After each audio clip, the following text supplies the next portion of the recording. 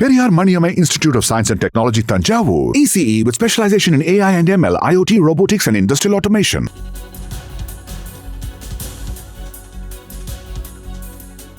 வணக்கம். பாஜகவுடன் கூட்டணி இல்லை என்பதில் தமிழக வெற்றிக் கழகம் உறுதியாக இருப்பதாக தகவல் வெளியாகி இருக்கிறது.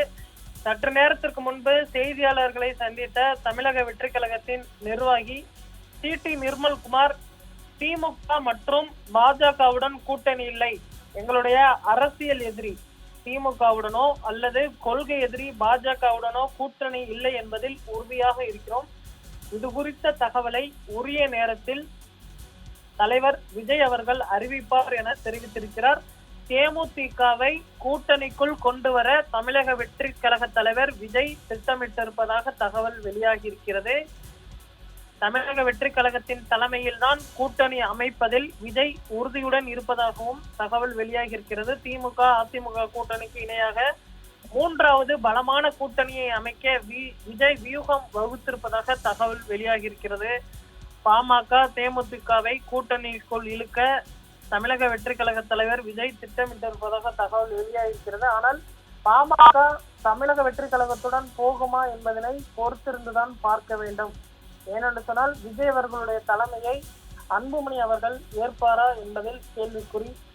ஏற்கனவே அவர்கள் பாஜக கூட்டணியில் தற்பொழுது அங்கம் வகித்து வருகிறார்கள். பாஜக அஇஅதிமுக கூட்டணிக்குள் போவதில் தான் அவர் விரும்புவார் எனவும் எதிர்பார்க்கப்படுகிறது. ஆனால் தேமுதிக உள்ளிட்ட ஒரு சில கட்சிகளை இணைத்து கூட்டணி அமைப்பதில் தற்பொழுது மும்முரமாக ஈடுபட்டு வருகிறார்கள்.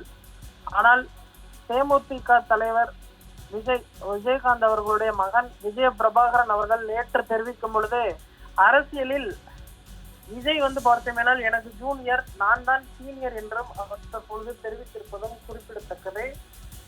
இந்த விஷயங்களை எல்லாம் இணைத்து பார்த்தால் தமிழக வெற்றி கழகம் கூட்டணி அமைப்பதில் தற்பொழுது மும்முரமாக ஈடுபட்டிருக்கிறது என்பது தெளிவாக தெரிகிறது.